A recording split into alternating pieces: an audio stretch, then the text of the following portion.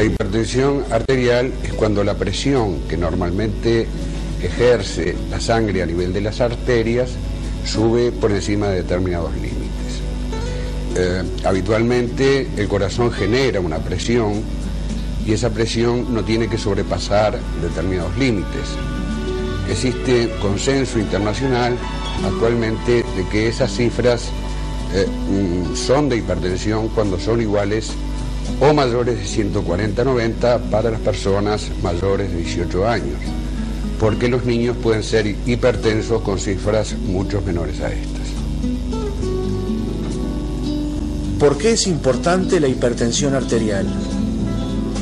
Bueno, la hipertensión arterial es importante porque predispone a diversas enfermedades. La hipertensión de por sí no es una enfermedad. La hipertensión de por sí es una cantidad. Cuanto más alta es esta cantidad, mayores complicaciones pueden tener. Esas complicaciones pueden estar a nivel cerebral, a nivel cardíaco, a nivel de las arterias, tanto coronarias como las arterias de los miembros, por ejemplo, o pueden tener complicaciones a nivel renal.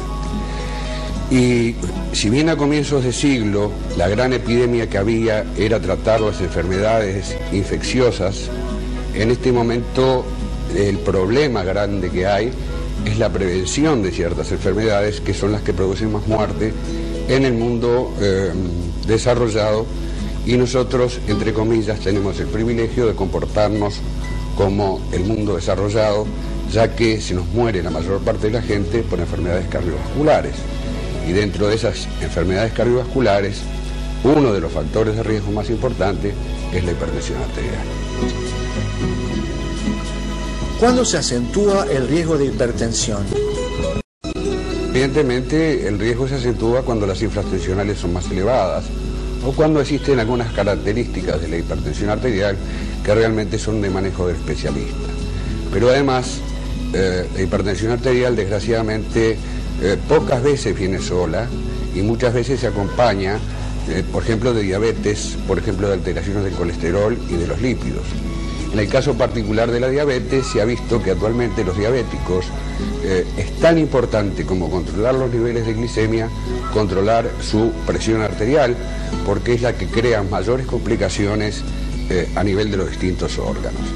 En ese sentido también es necesario destacar que esas cifras que dábamos de 140/90 para las personas en general como cifras de hipertensión arterial, en el caso particular del diabético también existe consenso que tienen que ser más bajas porque el diabético está en más riesgo de tener complicaciones cardiovasculares y renales. ¿Cuál es la frecuencia de la hipertensión? Bueno, desgraciadamente en nuestro país es una afección que tiene una prevalencia muy alta. Prácticamente 1 de cada 3 uruguayos es hipertensos, lo que constituye evidentemente un desafío el hecho de tener que disminuir, se puede disminuir la aparición de la hipertensión arterial en un 50% de los casos, y cuando realmente ya tenemos al hipertenso es absolutamente imprescindible el tratarlo y controlarlo correctamente, porque no es lo frecuente que pase de que el hipertenso esté controlado. ¿Cuáles son los síntomas? Bueno, lamentablemente la hipertensión arterial prácticamente en el 80-90% de los casos no da síntomas. Por eso se le ha dado en llamar el asesino silencioso. Cuando un paciente no sabe que es hipertenso, en el 80% de los casos no tiene síntomas. Cuando uno le hace el diagnóstico de hipertensión, prácticamente atribuye todos sus síntomas a la hipertensión arterial, cuando en realidad la mayoría de los síntomas no tienen ninguna relación con la presión arterial.